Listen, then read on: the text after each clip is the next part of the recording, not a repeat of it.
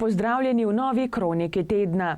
Letošnje leto se je žalostno začelo za družini z Dovjega, ki jima je v petek požar uničil 2 hiši in hlev, poškodoval pa še eno poslopje.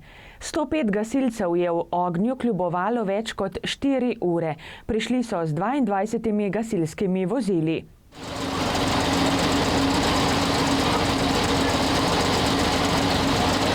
V eni hiši je bila v času nastanka požara 1 oseba, v drugi pa 2. Vse 3 so objekte pravočasno zapustile same. Poškodovane na srečo niso.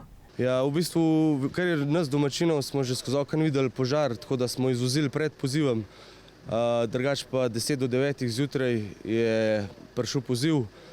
V dobrih 5 minutah nas je bilo okoli 40 na kraju, potem sem aktiviral še celo zvezo Kranjska Gora.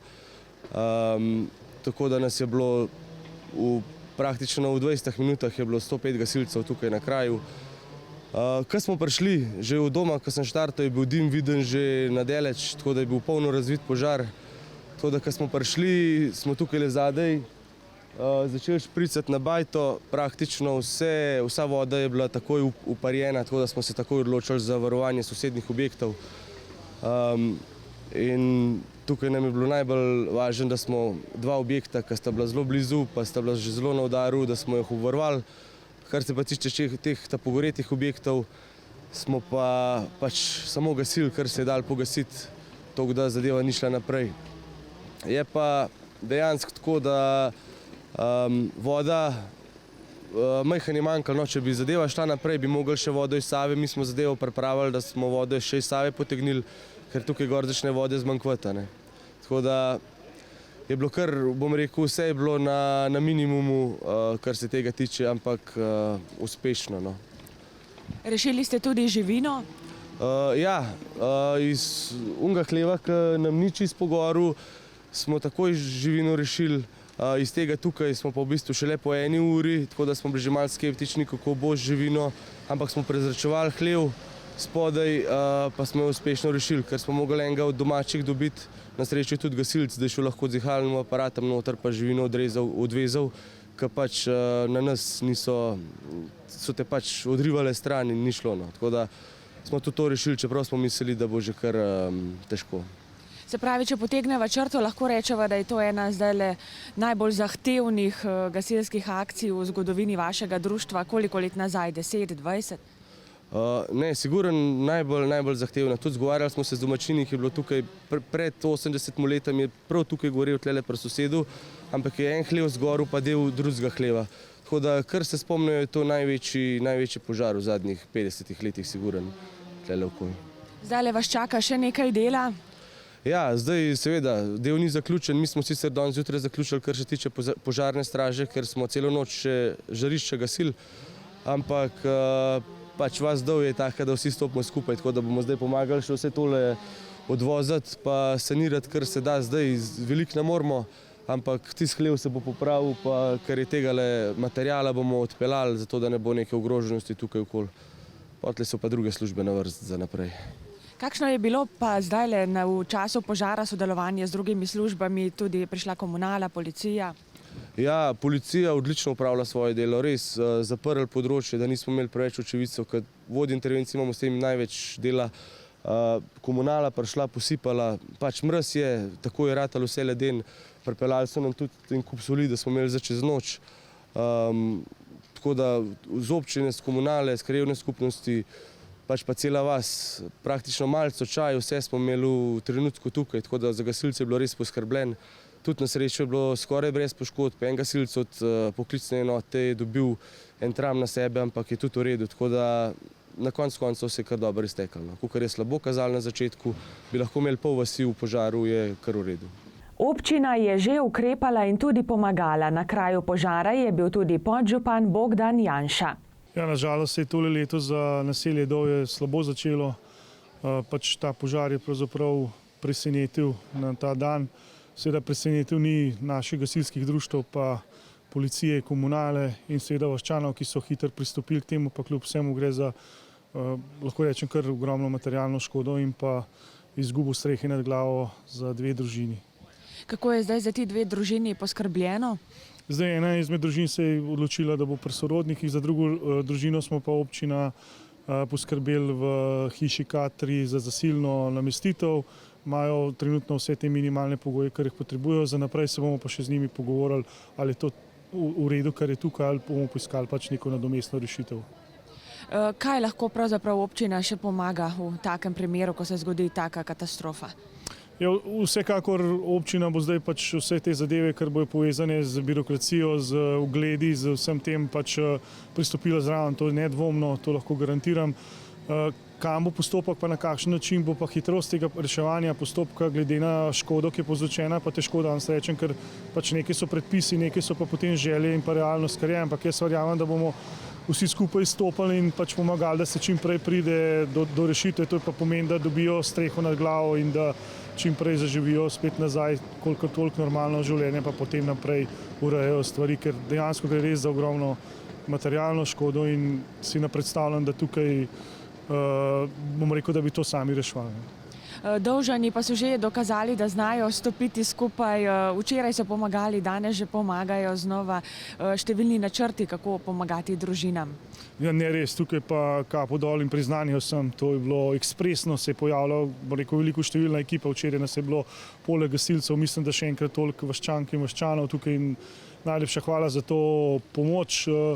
Jaz se moram tudi zahvaliti, kot sem že prej omenil, in vsem gasilskim društvom v občini, tudi jeseniški profesionalni enoti, komunali in pa policiji za korekten pristop in pa za vse, da smo pač speljali to, kar se je včeraj dal, malo še na roko tudi vreme, če lahko tako rečem. Tako da ja, drugače pa vsem vaščankam in vaščanom še enkrat najlepša hvala. No, res tle se vidi, da če skupaj stopimo, da se da marsikaj narediti.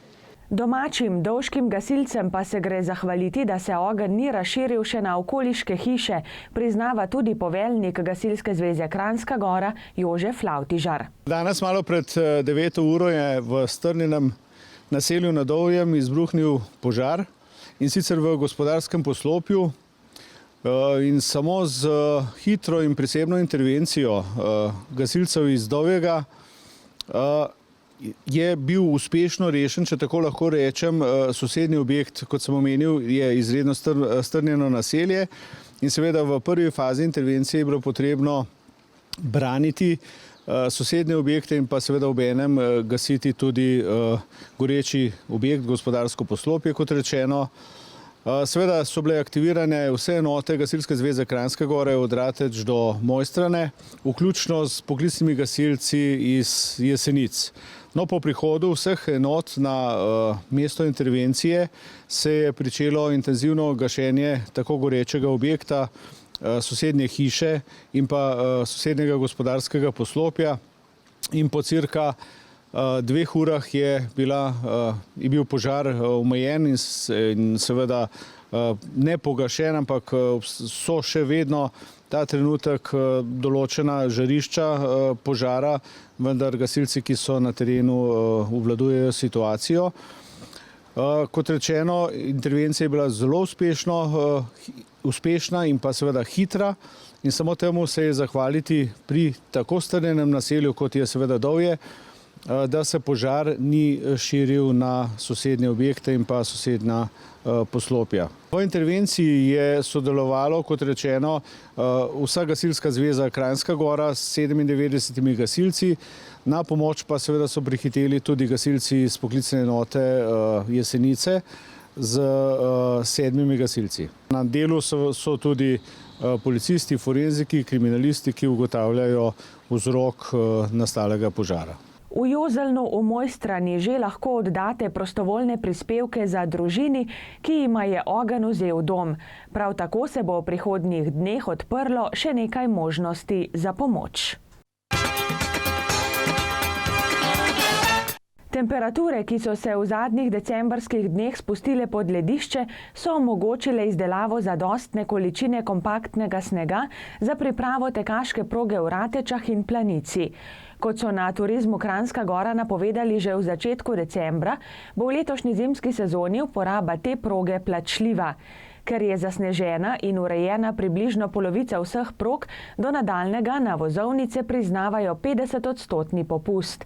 Dnevna vozovnica za odrasle tako stane 2,5 €, vozovnica za otroke starejše od 7 let, mlade in seniorje pa 1,5 €. Tako dnevne kot tudi sezonske vozovnice so na voljo na prodajnih mestih v gostilni Ponca, Nordijskem centru Planica, na turistično-informacijskem centru v Kranjski Gori in v baru Konfine. Cena sezonske vozovnice znaša 60 € in je enotna za vse, odrasle, mlade in seniorje, medtem ko je za otroke do 6. leta sezonska vozovnica brezplačna. Ob nakupu dnevne vozovnice bo vsak tekač dobil zapestnico, ki bo služila kot izkaz za nakup. Ob nakupu sezonske vozovnice pa bodo tekači prejeli rokavček z izkaznico. Na tekaški progi na območju od Ledin do mejnega prehoda z Italijo ter v Planici bodo dnevno pripravljali in urejali najkakovostnejšo snežno podlago za rekreativne smučarske tekače in tudi tiste malo bolj zahtevne. Za vse, ki niso vešči teka na smučeh, pa sta na območju mejnega prehoda in v Nordijskem centru Planica na razpolago šoli teka na smučeh in tudi izposojevalnice opreme za smučarski tek. Ne le slovenski športniki, tudi kitajski smučarski skakalci in skakalke imajo Planico že za svojo, saj tam redno trenirajo in na to tudi izpeljajo državna tekmovanja. Ja, v tem času po novoletnih praznikih od 3. do 8. januarja poteka v Planici tekmovanje kitajskih športnikov. Gre za 14. zimske igre Kitajske. Da se razume, kaj to pomeni. To so zimske igre, na katerih nastopajo vse kitajske province, odvijajo se vsake 4 leta, vse druge discipline izpeljajo na Kitajskem, razen smučarskih skokov, kjer se pa Kitajska šele razvija, predvsem zaradi bodočih olimpijskih iger v Pekingu. In pripeljali so okrog 100 tekmovalcev in tekmovalk, izpeljali pa bodo tekmovanja na 138 in pa 102 metrski skakalnici, tako v posamični kot v ekipni konkurenci.